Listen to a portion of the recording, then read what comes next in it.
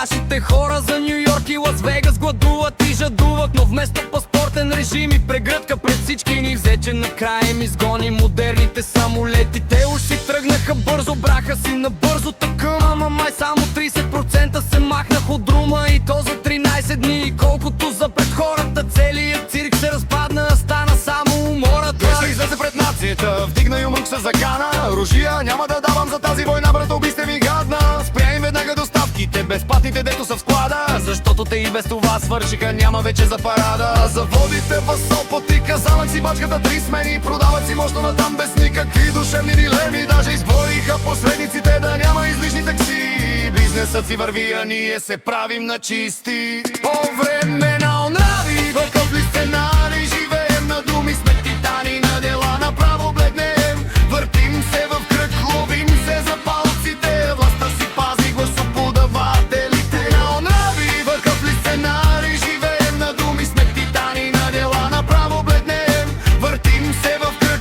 ловим се за палците, властта си пази гласоподавателите.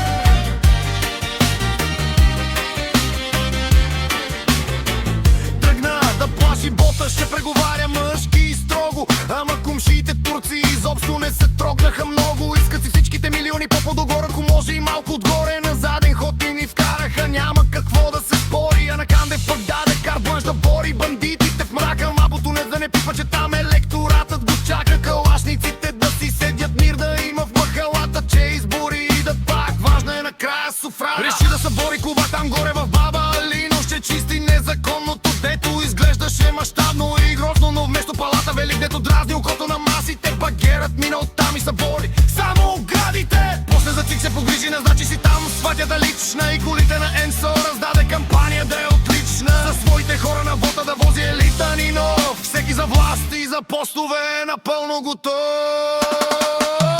Брюксел отиде накрая дипломат от висока класа в Европейската комисия, уреди среща на маса, но ден след визитата славна дойде ни новина горчива и кани забрани 2 евро с нашинската азбука жива. О, сме фактори важни, уж ни чуват гласа, а ни режат крилата пред цялата тази вселена.